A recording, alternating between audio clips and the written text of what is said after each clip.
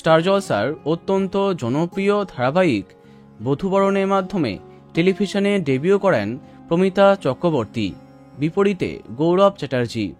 বলা বাহুল্য, এই ধারাবাহিকটি এতটাই জনপ্রিয় হয় যে আজও সন্ধ্যের সময় এর মতো টিআরপি কেউ দিতে পারেনি। এর মাধ্যমেই ডেবিউ ধারাবাহিকে অনেকটা খ্যাতি পেয়ে যান প্রমিতা। তারপরে সাত ভাই চম্পা ধারাবাহিকেও তাকে দেখেছে দর্শক। বলা বাহুল্য, এটাও অনেক জনপ্রিয় হয়ে যায়। এই ধারাবাহিকে কাজ করতে গিয়ে বাস্তবে প্রেম হয়ে যায় ধারাবাহিকের নায়ক নায়িকার।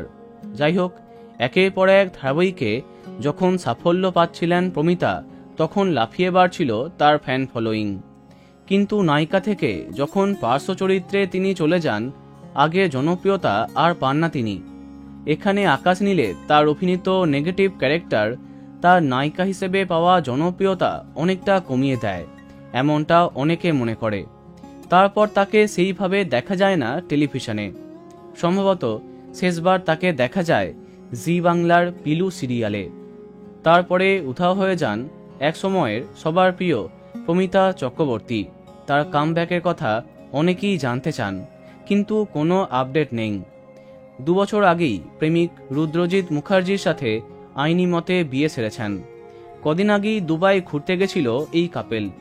তাহলে প্রমিতা কি একেবারেই বিদায় দিয়েছেন বাংলা টেলিভিশনকে, নাকি ভালো চরিত্রের জন্য আজও অপেক্ষাতে আছেন তিনি?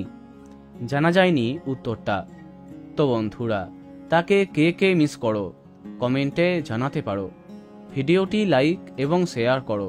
এই রকম আরও অনেক ভিডিও পেতে সাবস্ক্রাইব করো কারেন্ট পজ। ধন্যবাদ।